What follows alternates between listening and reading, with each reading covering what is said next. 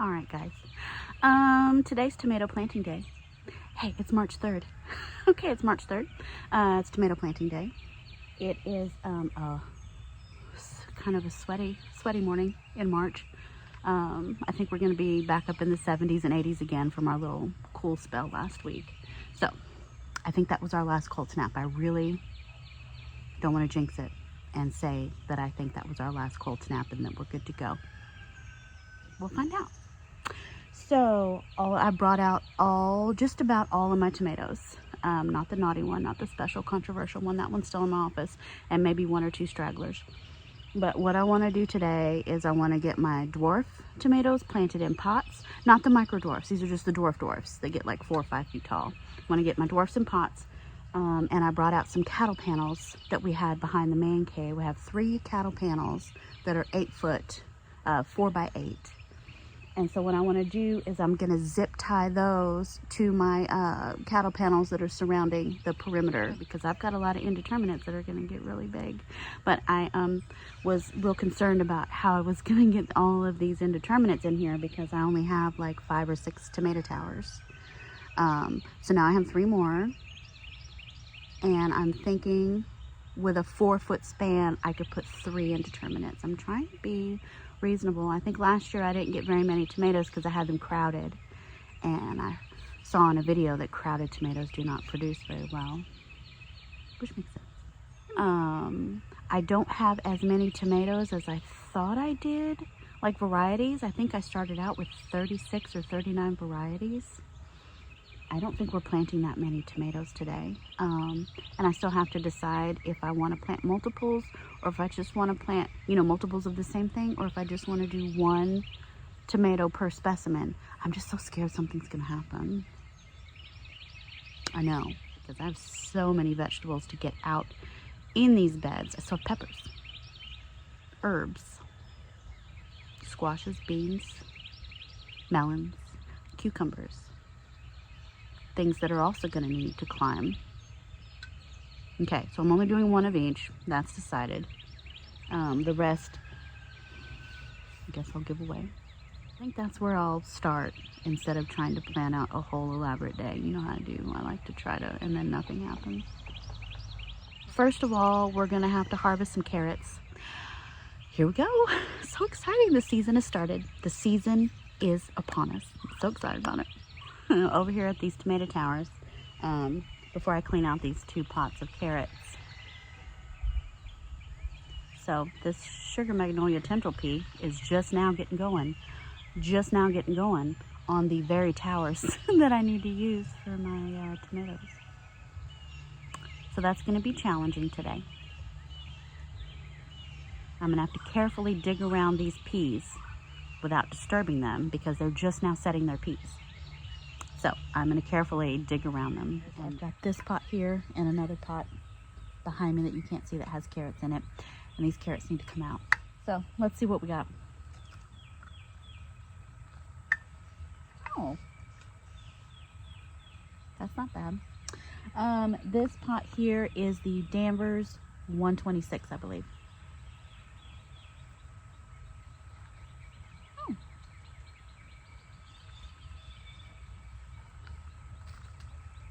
That's what I'm talking about. That's nice. Okay.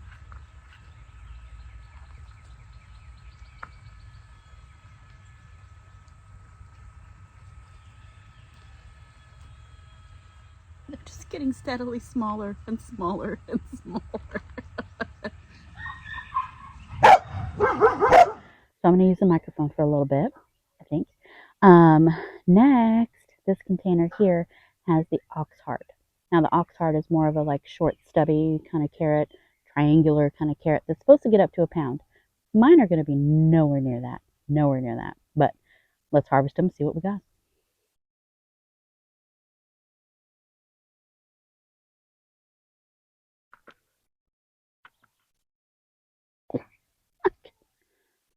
Oh my goodness, this one looks weird. After I take all the roots off, it's got like this hairy, well, it's a very hairy carrot with the roots. Look how it's split.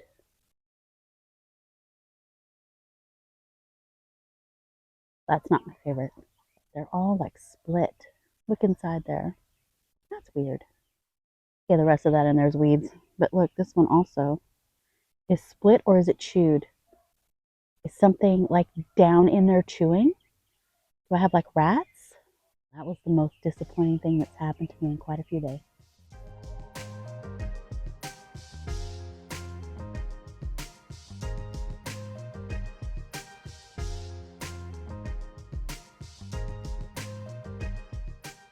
I'm not impressed with any of that.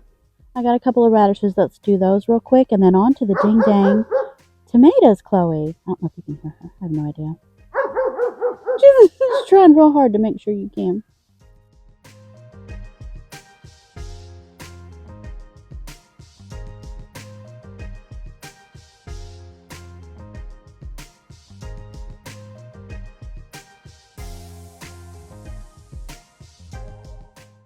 Well, and these look very anatomically strange.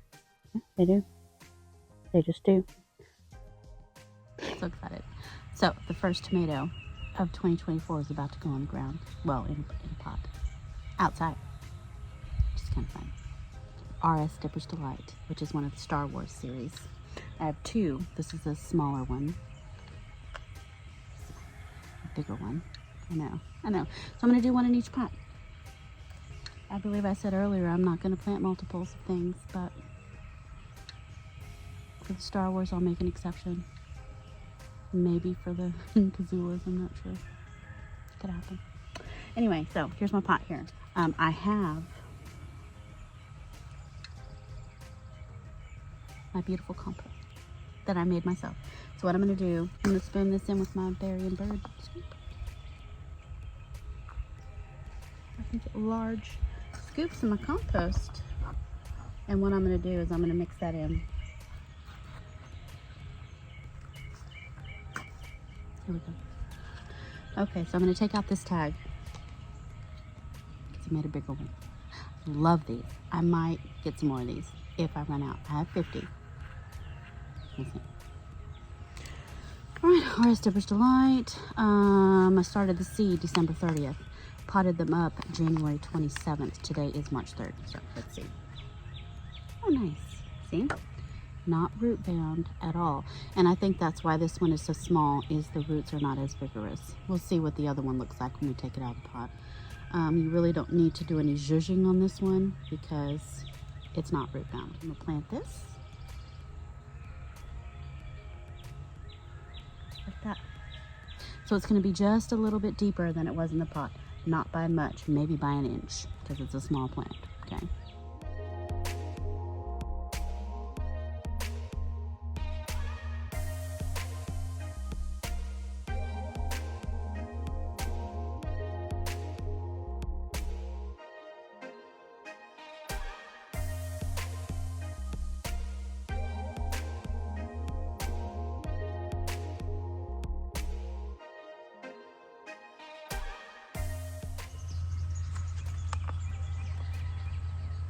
Okay, here we go. More roots on this one. Bigger plant, more roots. So I'm just gonna loosen them at the bottom. I'm not gonna zhuzh it, just want to, there we go. I'm gonna snip this off because it has a little bit of damage. This is frostbite. I'll have to come outside and frost.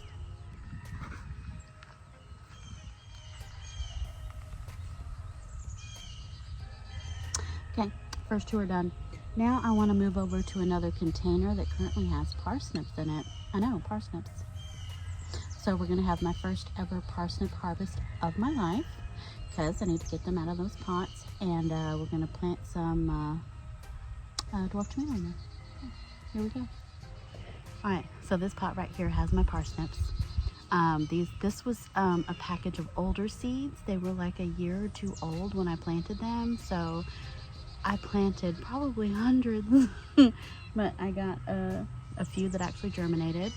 And I hope, at least one or two that are going to be of some decent size. I'm not sure about the rest. One of them, I've done a little rim around with the finger, and it looks like a good sized parsnip, but we'll see. Very white, really cute, I know.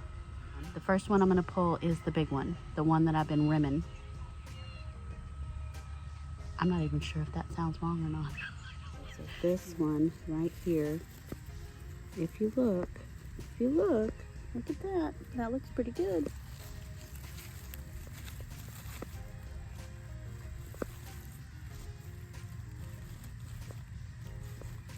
Oh, it doesn't want to come out.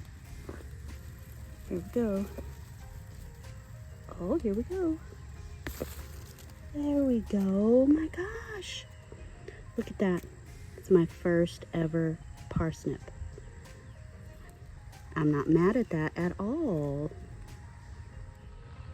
I mean, it looks like we're gonna roast up some carrots and parsnips for dinner. Toads my goats. Not mad at that, okay? But this first one was my biggest one. But there we go.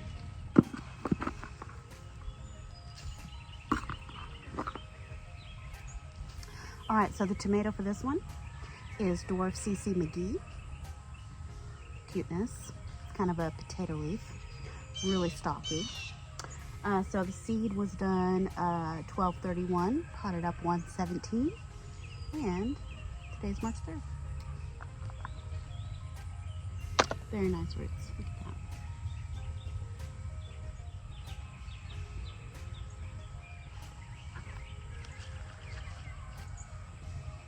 that. Got lots of roly-polies in there. I'm on the fence about roly-polies. I know roly-polies can do a number on your seedlings, but also they break down organic matter and make it available to the plants.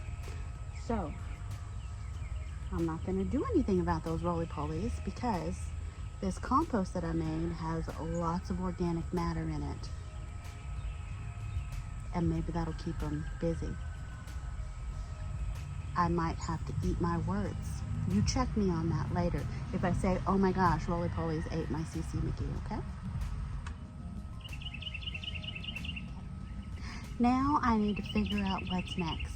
So I'll be back in a minute. All right, let me go ahead and get these cattle panels up. I don't want to plant things that look very similar right next to each other because inevitably foliage gets everywhere, lines get blurred, and I'm not sure what's what. Like a big red meaty tomato is gonna go next to an orange tomato or a variegated tomato, okay? I have a couple of other tall poles. Let me show you. I have these poles that are 11 feet tall, 11, okay? And I'll probably place those about the garden and just have like one tomato per pole.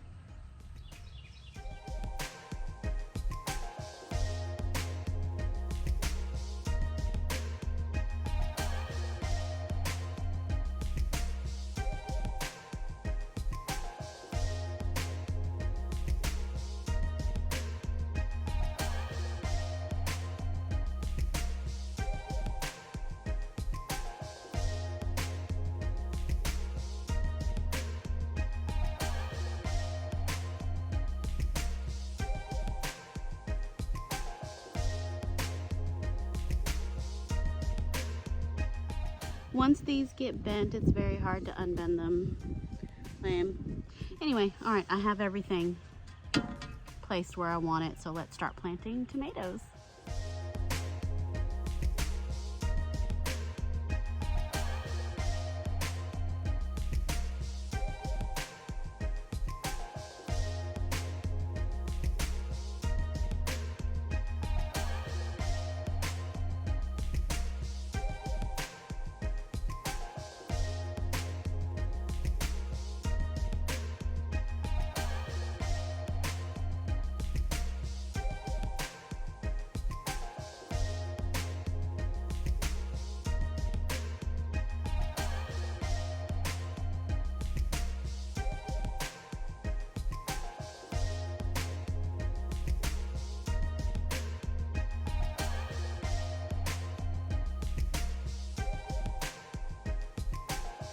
Guys, it's been like a week again. Anyway, all the tomatoes are planted, so they've been in the ground for a week. They're doing amazing. We did get down kind of cold. I think we got in the low 40s last night. but they've been outside for weeks already on the front porch, so they're fine. They're gonna be fine. Anyway, they look fine. All right, so let me show you everything that I've planted and we will wrap up this video. All right, on this tower here, I know my shadow's gonna be in the way, sorry. We have Ivunction Giant. On this cattle panel here, we have Evergreen, Starfighter Beefsteak, Cherokee Variegated, and Girl's Wild Thing. Here we have Hillbilly, Painted Lady Variegated, Morado Andalucia, and Chef's Choice Black.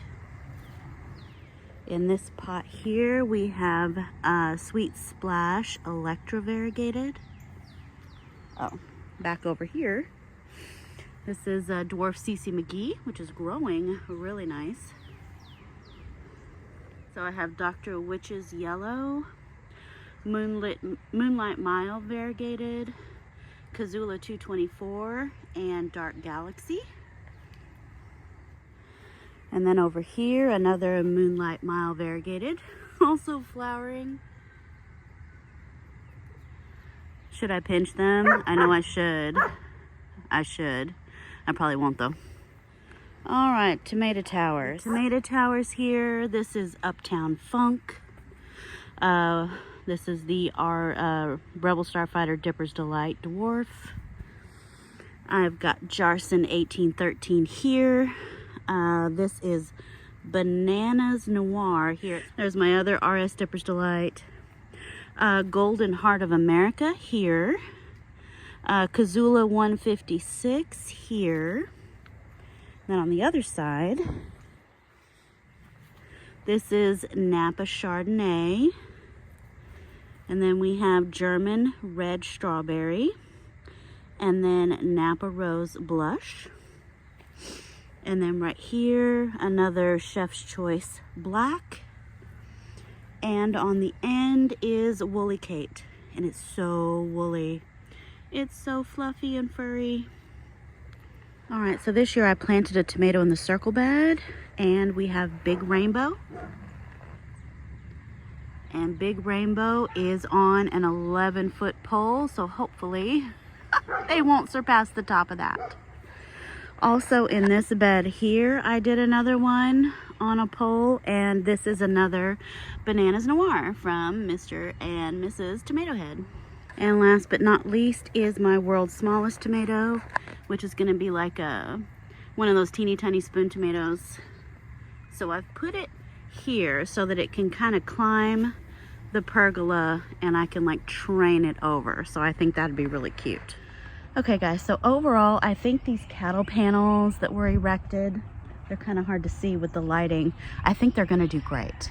They're up pretty high. I think they're actually taller than my tomato towers in that bed. I can't even point in the right direction. The cattle panel's actually taller. So I think we're in good shape. I really do. Everything is looking really good. I did a little cleanup without you because it just was easier. And I just can't get out of my own shadow, can I? Can't get out of it. All right, guys. Well, tomatoes are in. Tomatoes are in. Peppers are next. That's coming up real soon, maybe today. Thinking about it. All right, they're already here. I already laid them out. All right, guys. Well, thank y'all so much for watching. And this video is finally done. Bye.